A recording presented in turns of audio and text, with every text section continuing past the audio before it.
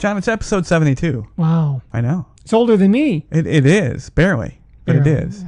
The Pod Bay Door, episode 72. Welcome to everybody, and thank you so much for downloading and subscribing and listening. If you want to get a hold of us, our email is thepodbaydoorlv at I'm sorry, not Yahoo. It's thepodbaydoorlv at gmail.com. Any questions that you have, feel free to go there or any one of our social media formats. We answer everybody. I promise. We also love reviews. And if you have a chance, catch us on iTunes.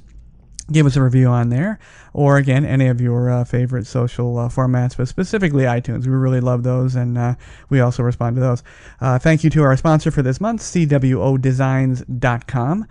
They are a custom woodworking, decor, and now custom photography and framing company.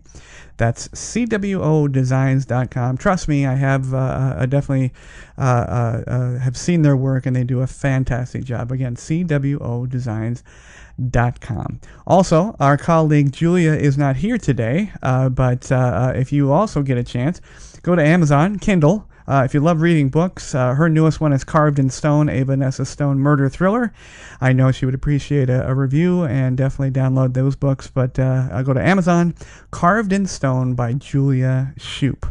Now, today's podcast is going to be a bit shorter because John and Julia and I are starting the next of the Pod Bay Door Network project. We're going to start recording and producing that tomorrow. And we're going to tease that next week. So on social networking and all of our social media, we're going to give you sort of a little bit of a teaser there. And if you like health and tech and politics and entertainment and things that work and things that don't work, or things that that just drive you crazy, we're going to be able to have some wonderful conversations. But again, keep with us next week, and we will tease that. But this week, we are talking about opening up a Las Vegas hotel. John and I have the distinction of being what is called founders. I don't even know if they use that term anymore, do they? I don't know. I had a T-shirt that had that. Now, remember they gave us a T-shirt. They did. And they gave us a lot of shit. They gave us a lot of shit, and that was the thing. It was like only came in one size. It was extra large. Yeah, I still have the rocks glasses. For some, I won them. I was outstanding in something. I didn't kill myself that week, so I got some rocks glasses. I actually have one of the best thermal coolers I've ever had. And I got it from the Venetian. I have one of those. I have a jacket, which we don't need to wear in Las Vegas, but they gave me a jacket. Yes.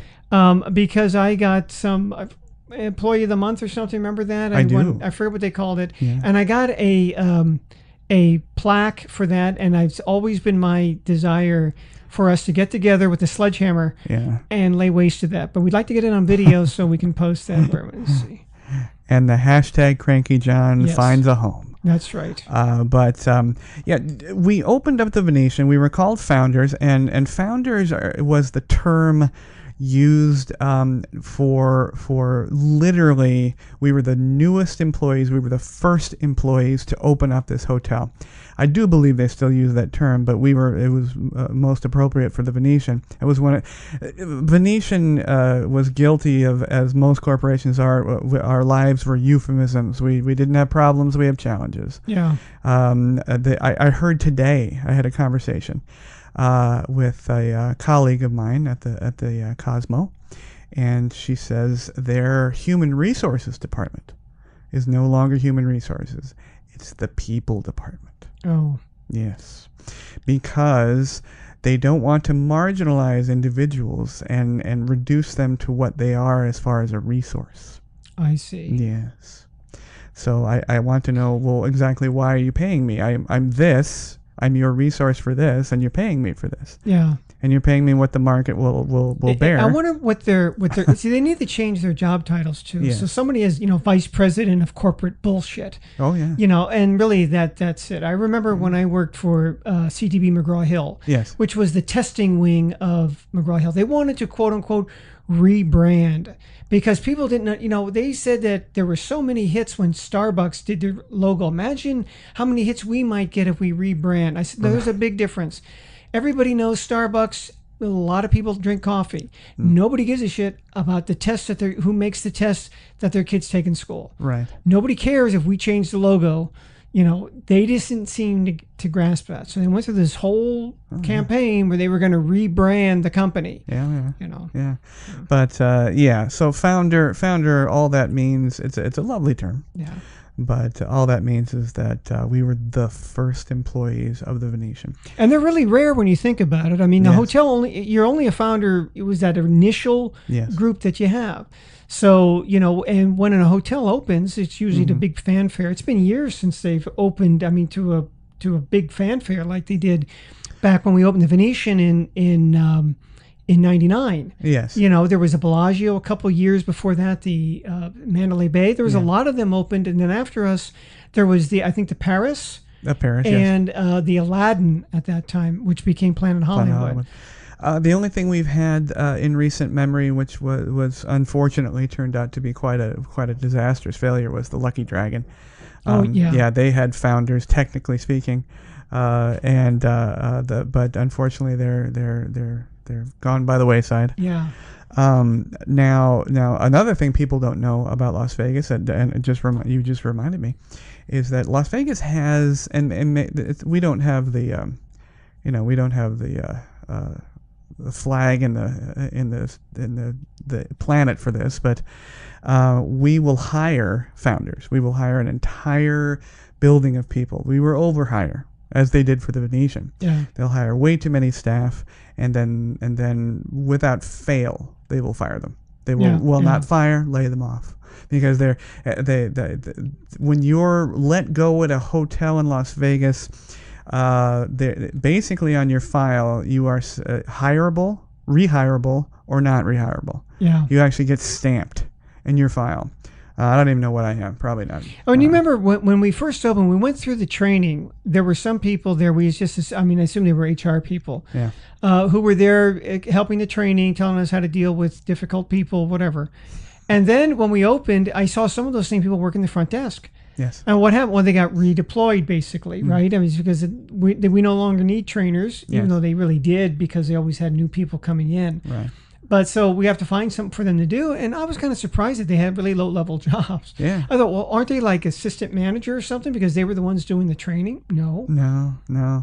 But speaking of training, John and I have made mention that during our training period, and while the building was the entire facility was being built, off-site, we went through training. 12 weeks, I think, and it was a wonderful time. Yeah. Made wonderful friends. Recently had dinner with another one of our friends. We mentioned him earlier, Fred, and even he's after all these years, he said that he remembers that so fondly. And again, it was off-site. We ate deli sandwiches for 12 weeks, or I did. Yeah.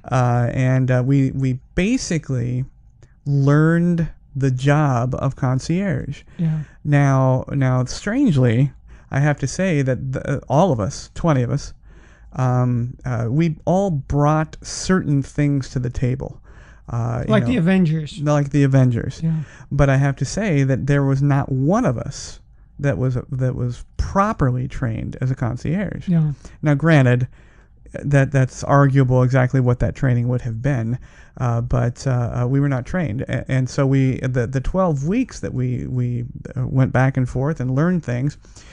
What we truly learned was the hotel, what was going to be offered at the hotel, how it was going to be offered, when it was going to be offered, and who's going to be involved. But beyond that, as far as departmental procedures and directions, we kind of made it up as we went. Yeah. Oftentimes I would sit there still having a great time saying, oh, this ought to be interesting when we open, because there really is no game plan No. As far as doing this, you're just gonna, and no one really told us, although the smartest of us all knew that we were gonna get our asses handed to us that first week, that night. Yeah, and management didn't help. I mean, you remember they had called it. They like to call it a soft opening. Yes. But they called it the Venetian. They called it the incompletion, because all they had that was available was the casino. Yes. The shops weren't open for weeks, if not months after that, before they opened the second floor. And some of the rooms didn't work. We were supposed to stay overnight. That's one of the things that usually happens, is that you become a mock guest. Yes. Before it opens to the public, you go in there to make sure that the toilet's flush, that the doors lock. They didn't do that, and guess what? They couldn't do it. They didn't have the fire. They didn't have the inspections done. Right. And then all of those problems then were the people who stayed there who had whether it was the luxury or right. Of being the first person to stay in that room, and they find out that the doors didn't lock, or they couldn't open the safe, or there's all kinds of problems. There were, I believe, if I remember right, there were only 6 floors available in total, and not all of each floor was available. Yeah. Yes, it was one restaurant. Yep. Delmonico's. Yep. And and as far, John's right, the shopping was not open. The Grand Canal shop, the canal wasn't even done. Yeah. They were still, I believe, still pouring the concrete for it. And all the amenities, I mean, VIP services wasn't built up yet. Yeah. And so what was going to happen, now we're skipping ahead a little bit, but what was going to happen was that there was going to be a front desk, those poor souls, and us. And then when the rope drop happens, all these people rush in. Now, luckily, a lot of the people that go to openings, as John and I both know, are not, they're only patrons. They're not actually staying there. They come to see it. But no, we did not have, the biggest one that we didn't have was called a certificate of occupancy, meaning that people can be in the building at all. We got it that night. Yep. In fact, we waited for it to be delivered before they could even begin to think about opening the doors. But again, we're skipping ahead. So the training, we went through the training, and we talked about foods, and we talked about presentation, and we talked about, and we had measurements and for our uniforms, which in our case it was a black suit, gold. And they changed it. They did. They did at first. They did. We were actually going to have just a standard suit with tie, but they changed it to a black suit with a gold lame vest. Yeah. Yeah, and it was awful. Yeah, and there are certain things that, in some ways it kind of surprises me that they didn't know. For example, I had to get a gaming card, and I had to get a TAM card. TAM card. TAM card. TAM card for those for alcohol. Yes, tobacco alcohol management. Yes. And basically, it's like 4 hours in a class where you learn to identify drunks. Yeah. Which was a skill I already had. Yeah. But then they give you a card, and it's something else put in your wallet. And then it turns out that usually the people who need those are the people who have to serve alcohol, because you have to know, this guy's had too many or whatever. Mm-hmm. But we didn't serve alcohol. No. So I didn't need a TAM card, but I had one anyway. Same thing with the gaming card. It was explained to me later on, several years later, that the TAM card actually was to cover the base that we could comp alcohol. Oh, okay. Now, I don't even know if that's true. I would have to look at the bylaws of the TAM service cards and everything else, but that's basically what I was told. Yeah. And we did. We comped... No, and then we did cheap champagne. Yeah, I mean, fruit baskets mostly. Fruit baskets and chocolate-covered strawberries. Oh God. Yeah. But now, from training, we then our training when the building then was available, we got a certificate of occupancy for the lower level, which is what is most of the time referred to as the back of the house. Again, a euphemism, but it's the back of the house. And so we moved there and we continued our training, but the building was not available. Then this is probably the coolest part, in my opinion, of the whole process. The opening actually wasn't cool. It sucked. It was awful. It was hard on us. Yeah. But the cool part was actually seeing the construction. Now, I'm a DIY guy. I love to watch that stuff. Now, John, do you like that? Yeah, I did. I mean, we had to wear hard hats. Yes. And I remember seeing a group of guys in a corner somewhere, and I started to walk up to him and I realized, Jesus, one of them is dressed like Elvis, kind of. And I thought, that doesn't make sense. And they're not moving. They're just kind of, I thought they were talking, and realized that they were from the Wax Museum. Oh. And it was Kenny Rogers was one of them. Yes. And they had a few others, and because they were opening the Wax Museum. Madame Tussauds. And they needed some place to store these wax figures. And what I had heard was they were going to have a Tony Bennett, but Tony Bennett's body showed up before his head. And somebody had to go to the airport and pick up this wax head of Tony Bennett, and they had it in a hat box in the seat of their car. And I heard that they said, driving into the hotel, what if I get pulled over? What do you got in the hat box? And this was, not long after the movie Seven had opened. So just like, what's in the box, Tony John? Bennett's head. But that's great. I never heard that. That's fantastic. Yeah. But as far as the construction, if you've watched any construction from the outside, it's pretty standard. I mean, the framing goes up, and of course steel girder framing, and so on and so forth. But when you talk about Las Vegas hotels being built, because they have such intricate facades, they have and the decor is yes, it's fake, but it's still made. It's still molded and formed. It's still attached and completely constructed and designed.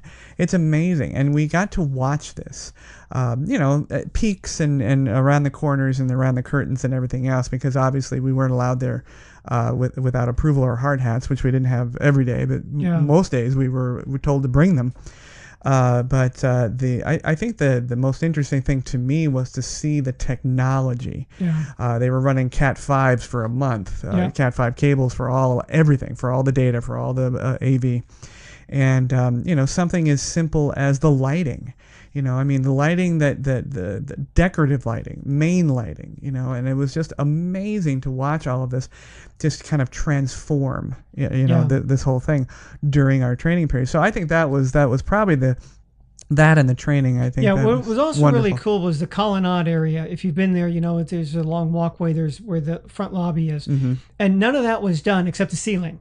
They already had the paintings in place, and because those paintings were done on the ground. Yes. And then, and again, those were hand painted. Those aren't, printed out on a printer or something like that. Those are hand painted. Yes, they were. And then they were placed first. Those were the first things that went up. So the ceiling was all done.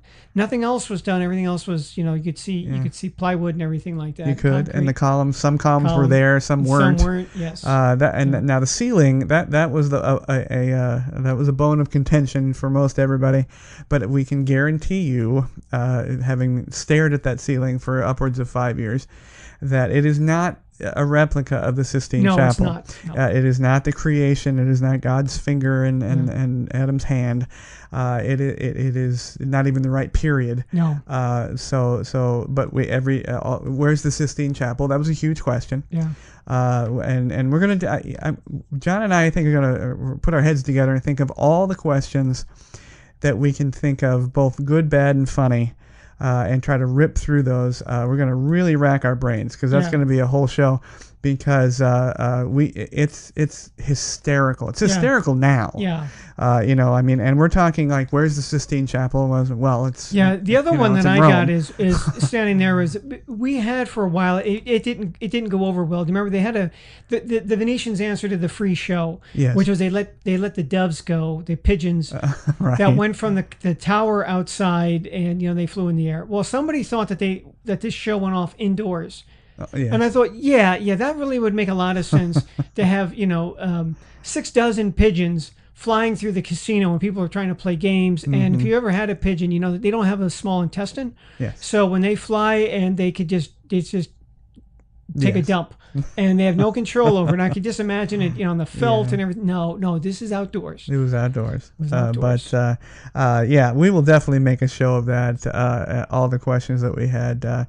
We're at Sistine Chapel. I want to go see Siegfried and Richard. Yes, the flume ride. Yes, the log flume ride upstairs in the Venetian. Trust us, folks, we've heard most everything. Now, the next thing that happens in the construction, Siegfried and Richard, I'm telling you.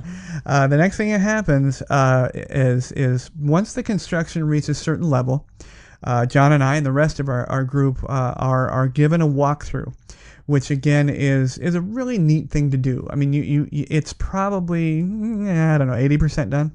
Yeah. Well, 80% safe, I guess. And we walked through and we got to see, you know, at this point we're looking at carpets, which are still covered in plastic. Yeah. There's tiling going on. Yeah. You know, and we had a model suite that we could look at. So yeah, we knew one. Yes. And it was, and it ended up not being the general standard one. It wasn't even the one that people got. But that's when we got the hard hats out. That's when we and for our particular group, we decorated the hard hats and made it kind of a special thing. But we walked around with the hard hats and saw all this, and that was a continuation of our training. You know, where's this? Where's that? Because you got to realize the Venetian at the time, and still is, a gargantuan hotel. Yeah. People have no idea, and we had to know. Well, we took pride in knowing every square foot. Yep. Every square foot. We even knew. Well, I emphasize that. You know where certain gaming carousels were. You know, and certain pit bosses, and where's the hosts, and this and that. I mean, we knew everything, which was I took great pride in that. Yeah, and that was accumulative because when we first opened, not everything was open. Yeah. And we didn't know where things were going to go. We know where they were planned to go. Mm-hmm. And if you remember, also in the grand plan of things, 2 years after the Venetian opened, that's when they were going to start construction on what is now the Palazzo, but they were going to call it the Lido. Yes, exactly. Yes, but it was going to connect through the canal at the back end where it does. Mm-hmm. But it wasn't 2 years later. That's just when they created new when they built added on more rooms. Yes, that was the next phase, and then they went ahead and. Yeah, you know, and most of the time when we first opened, and we're getting to the grand opening, but when we first opened, our answer 9 times out of 10 was that's where it will be. You know, see those doors? See that big tarp? That's where it's going to be. But the colonnade, when we opened, I believe mostly was done. You could see, you know, it wasn't finished to my liking. You know, you could see open outlets and things of that nature. You know, but it was pretty much done. And I do remember pretty clearly the fountain that's right in front of the bell and the concierge desk. The Oculus. Yes, that was down at the end in the casino, right? Yes, the Oculus. That was it. Yep. And then what became the Hermitage Museum was just an open area where you had. I mean, it wasn't just they had chairs and they had some couches, like a waiting area. That's what it was. And then that became. Before the Hermitage, wasn't it VIP? It was VIP services, VIP services. Yeah. They usually put in Las Vegas hotels a bell, desk, concierge, and VIP services relatively close. VIP always gets a little bit further away because they're so special. Yeah. And we would have to know that if somebody came to the desk and say, where do I check in? I'd have to say, well, you don't have to ask them their name now. They think I can check them in, which I can't. Preferably at Caesars. Yeah. Yeah, right. So I'd look and see whether or not they were a regular guest. Yes. Or if they were an invited guest and they went somewhere else, or if they were a casino guest and then got the VIP, because they were real particular about that. You might be an invited guest. Where's VIP? No, I'm sorry, you're not a VIP. You're just invited guest. You go over to that special end of the slightly shorter line. Yes, a slightly shorter line. Yeah, yes. There was a tiered, and still is absolutely a tiered system of checking in. If you were just the schmuck who paid $3 a night for his room, you went in the big long line. Invited guests went into a slightly shorter line, but still at the front desk, as John said. And then there was one more. There was VIP hotel guest, which still went to the hotel, but then went to another little window. Yeah. And then there was VIP casino guest, which is what you want to be. Yeah. But the only way to be that, of course, is to have a reputation. Brand new hotel, we'd have no gaming records for them, so they would have had to have been sort of bridged over from Caesars or wherever, and a host would bring them over and say, hey, this guy John, he's going to spend some money. Let's make him a VIP casino guest. But that's what you wanted to be. Or you were, Michael Jackson, and bought out one whole floor. But so right after the hard hat situation, the walkthrough, then we're getting close. The excitement is palpable. So right after that is when we start prepping. All the departments come in. So now you're starting to meet everybody: hotel, front desk, bell, so on and so forth, and concierge just the same. And we prep our own office. We had a telecom area, which is of course where we answered the phones, and we had desks, and we had promotional materials and things of that nature. So at that point, we're looking the light at the end of the tunnel. Is a train now, and the light at the end of the tunnel is there. We're going to open, so we're going to get everything ready, and we started doing sort of mock setups. Yeah. Like John said, we would do mock walk-ups and mock people. Yeah, and unfortunately, looking back, I mean, you usually think, oh, that's pretty authentic. Since we really didn't know, we hadn't done the job before. None of us really had much concierge experience except the boss. That they really, those situations, I don't think I ever encountered one. No. They were always different. And the other thing is that even if you had the right answer, oftentimes the guest didn't like that answer. Right. And it's just like, what do you mean I have to walk that far to the elevators? Well, how do I handle that? Nobody told us that. Well, it's a very large complex. What can I say? Yeah. It's a hotel, resort, casino, and it's got a convention center. Yeah. So distances are long. And then it says, you put the elevators over there. I have to walk through the casino. I didn't put the elevators anywhere. The building did. This is where they put my desk. I'm just giving you the directions. If you don't like it, I don't know. Again, I don't know what to say to them. Yeah. Oh, I know. And that was very common. Yeah. That was very common. I mean, I know that most people are just frustrated and looking for the first person to blame, but unfortunately we were the first. Yeah. And it was weird how the bell desk skirted some of that. Yeah. Because we were dressed differently. We were dressed a slightly higher level, and it was quite obvious that the bell was going to take your luggage and take care of that. Now the bell desk could still help you, but they didn't get the irate customers that we did, or the frustrated ones, or the I think people crazy ones. People are not accustomed. I mean, they're accustomed in all hotels. Yeah. To a bell desk, or as we called it, guest services. Guest services, yes. Yeah. More euphemisms. Yeah, more euphemisms that confuse people because they didn't know what it was. But concierge, I'm the concierge. Oh, so you're in charge of everything. They kind of thought that we had this power.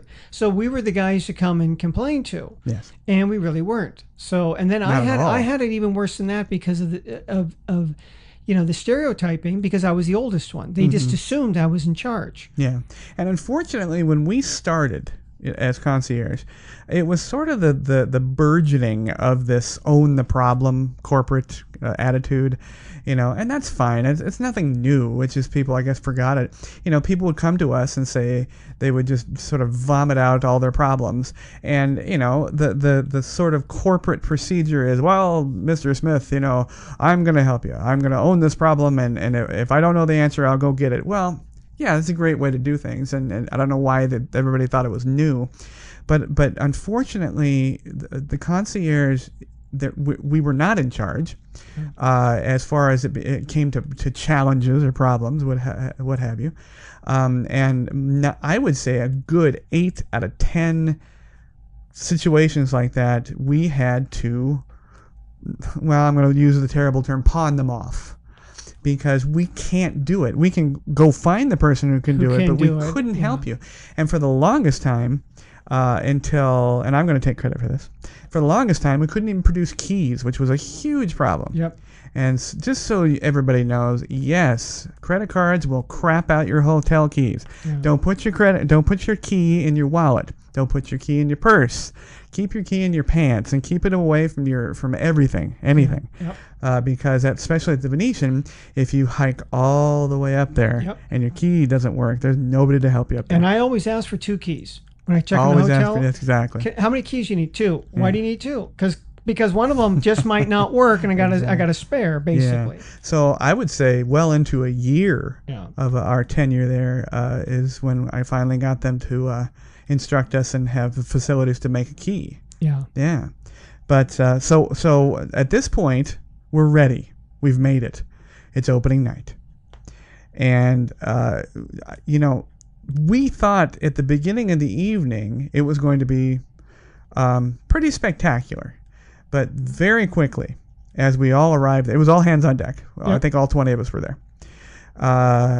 Very quickly, after our shift started, we all realized, holy crap. Yeah. This is a shit show. Yeah. And we didn't have our certificate of occupancy. There was only 6 floors ready, and not all of those. 1 restaurant was ready. No shopping.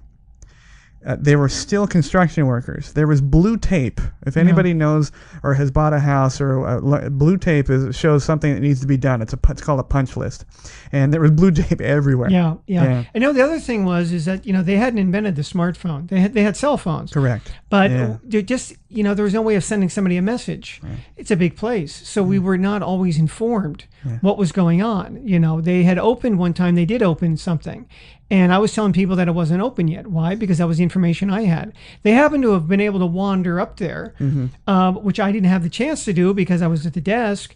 And they came back and says, hey, you better know your own building. Right. That place is open. Well, hey, we don't have memos. I mean, we didn't even have an intranet system where we could send out an email to everybody. Hey, this is now open. That was one of the things that I had started was the intranet site for us, for the concierge, because we were pretty much the brokers of information. We had to know everything that went on. We had to know what the conventions were. Yeah. So because we had people asking us, where is this? Where's the meeting for this? Or when does it get out? Or where's this dinner? Or whatever, we had to know it. Yeah. And you know what, John? I have to, again, pat ourselves on the back. And honestly, for a while, all 20, we were fantastic. We were the best. And we were well in front of the way the information age is now, and we were the harbingers of everything that was the Venetian and beyond. We knew the town. We had it. We nailed it. And we're sitting there, and we knew we nailed it. We got this. We got this. And John and I had I think demonstrated ourselves as being extremely competent at doing this.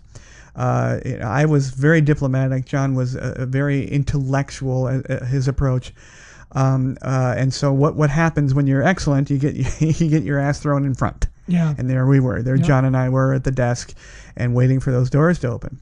Well, nothing's happening. It's a pin. You could hear a pin drop at the other end of the hotel, and we're like, "What's going on? What's going on?" And no, we can't open the doors.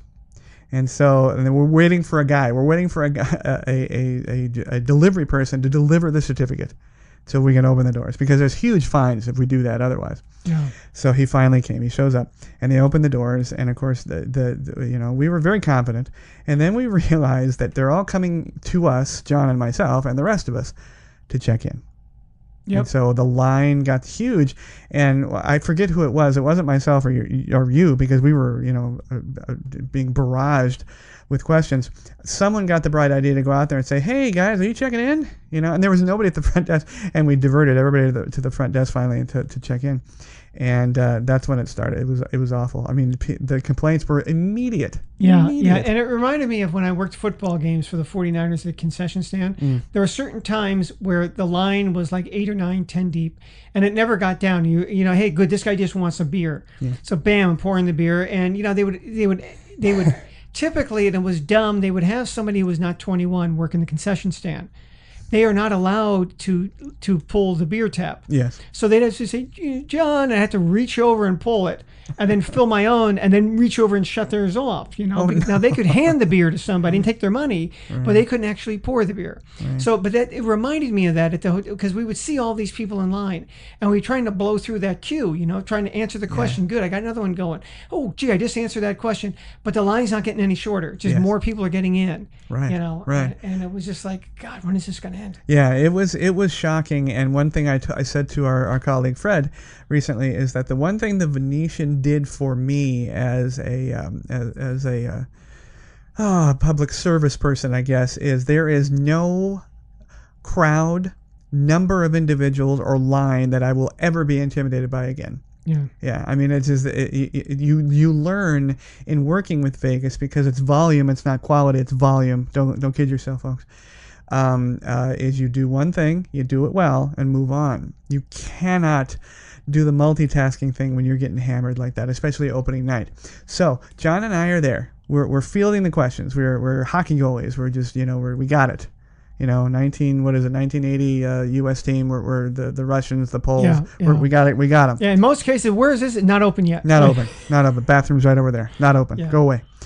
Now, but here, the one thing that I will never forget, and John reminds me of this often, is that we, of course, on an opening of a hotel, any hotel, they're going to bring celebrities. Yeah. Well, our big one, because we are an Italian-themed hotel, was the lovely Sophia Loren. Yeah. Who we later found out that she could not and would not stay at the Venetian. She ended up staying at the Mirage across the street. Yes. Yeah. And so not even their booked celebrity would stay there. So needless to say, whenever anybody ever asks me, I say to them it was an amazing experience, and I believe that is a great use of an overused term. It really was an amazing experience. Now, it wasn't awesome.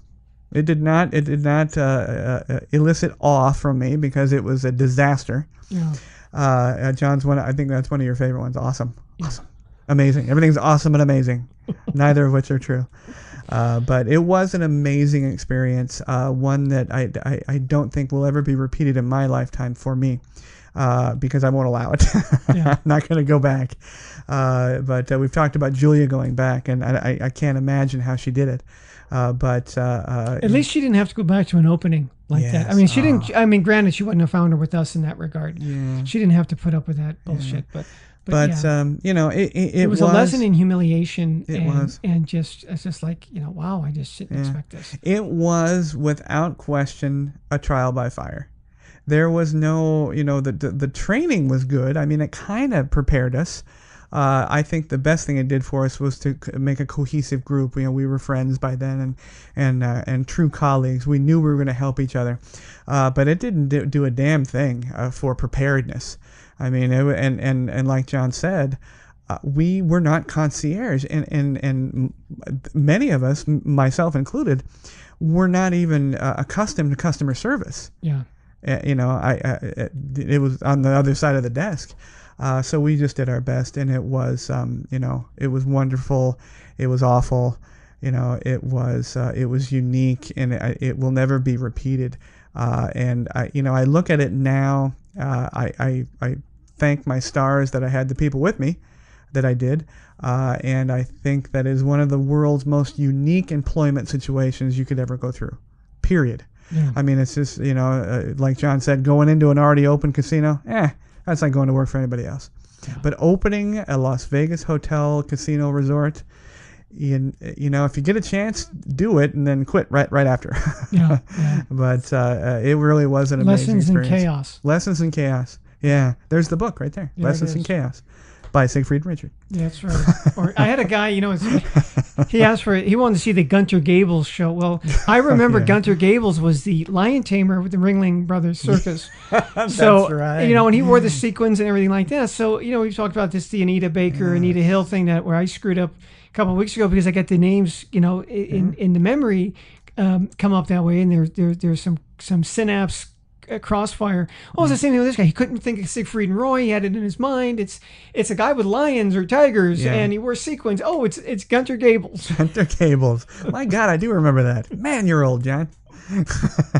But we are definitely going to produce a show with all of the misstep questions that we received. From Siegfried and Richard to Sigmund and Freud. Sigmund and Freud, yes. Oh, yeah. It's Siegfried and Roy. If anybody's ever asking the with the white tigers, that's amazing. We also had Michael Flatley's Lord of the Dance. And Michael Flatley's Lord of the Flies. Lord of the Flies and Lord of the Rings also got that too. Lord of the Rings, yeah. And I remember. Because a lot of things here in Las Vegas are of a foreign language, or try to be, restaurants especially, people love to jump in there and try their best with French. And, there's a wonderful show out here called Mystère. And, I mean, we're talking Mr. Ray. Yeah. Mystery. I mean, but... Well, we also have the French restaurant, La Pamplemousse. And I got the pimpled mousse. That's the pimpled Doesn't mousse. sound very appetizing to me. Yes. In fact, that was one I won a bet from a guest, and they said, "I bet you don't know what pamplemousse stands for. It's a grapefruit." Yeah. And a very famous restaurant. It's gone now. Oh, is sadly, it gone? I believe didn't know Pamplemousse that. is gone. Oh, that's too bad. But John and I will gather up all of those, so maybe you can have a laugh with us, folks. But thanks again for joining us, and to contact us, any of our social networking formats, just drop us a line. Twitter, Facebook, WordPress, anything you want. We answer everything and anything that comes in. Our email is thepodbaydorlv@gmail.com. Check us out on iTunes and give us that review if you could. We would love that. Thanks to our sponsor again, CWOdesigns.com. Custom woodworking, decor, custom photography and framing. That's CWOdesigns.com. And again, hi to our lovely colleague Julia Shoup. Check out her book on Amazon Kindle. It's Carved in Stone, a Vanessa Stone murder thriller. Lots of killing. Killing, John. It's dark killing. Blood and guts. Blood and guts. Carved in Stone, Julia Shoup. Thanks for John. This is Jamey. Thanks everybody for joining us. We will see you next week. Thanks to everyone listening and watching. You can catch the Pod Bay Door on the Podbean app or any of your favorite podcast apps, including iTunes, Google Play, TuneIn, and Stitcher Radio. You can watch the show on our YouTube channel at the Pod Bay Door Podcast. Please download, like, and subscribe. Our social connectivity screen is coming up. Check in with us on Facebook, Twitter, and WordPress. The Pod Bay Door is closed and talent is out. Hey everybody, thank you very much for tuning into the show. We would love to hear your show suggestions and comments. If you are watching on our YouTube channel, please click to subscribe.